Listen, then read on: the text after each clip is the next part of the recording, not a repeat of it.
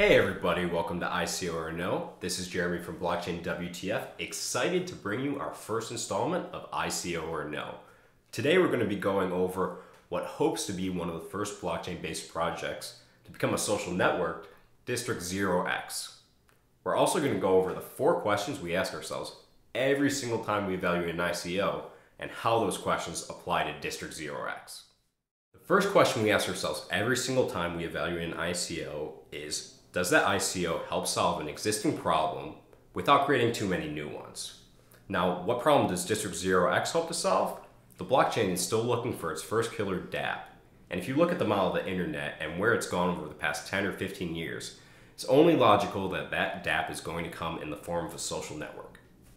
So what exactly is District0x? District0x is a social network made up of districts, which are communities or marketplaces that act as DAOs, or decentralized autonomous organizations. This means that these communities can function on their own without control from a central party.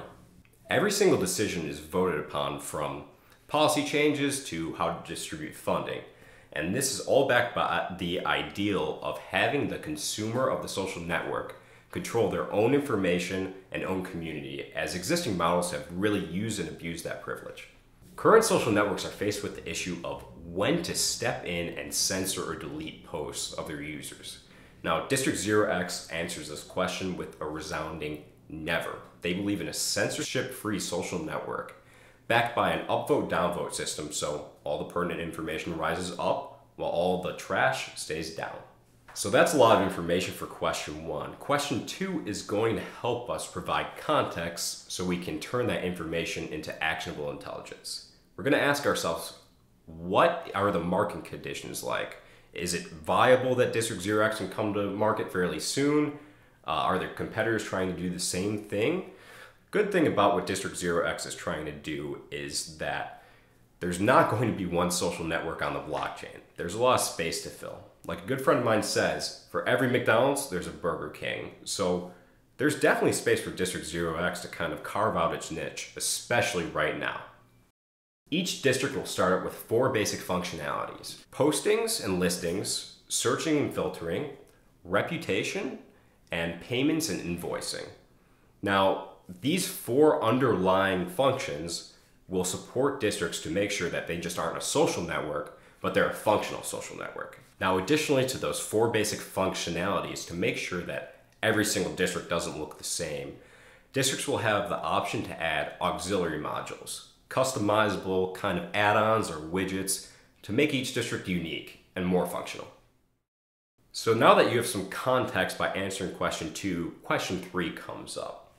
When you invest in technology, you aren't really investing directly in the technology.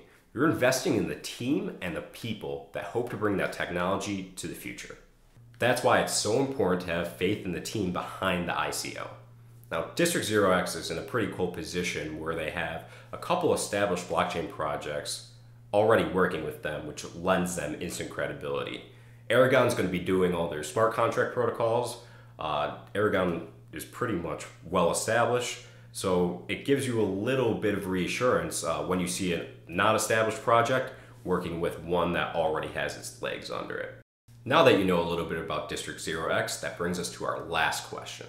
How is the ICO designed? So District0x is designed to have 3 rounds of funding in their ICO. The first will start July 18th and then August 1st, unless a cap of 50 million is reached.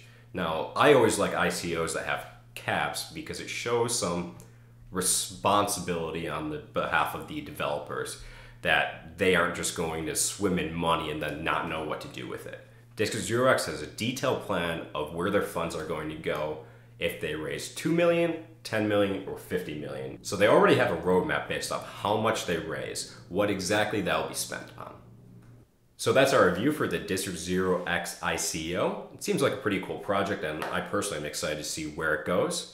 Let us know your thoughts down below in the comments about the District0x ICO, questions, general thoughts. Also, if there's an ICO that you would like reviewed, leave that there too. If you enjoyed the video, be sure to like and subscribe in order to make sure you don't miss out on any of the ICO or No's in the future. This has been Jeremy from Blockchain.wtf. Thanks for joining us.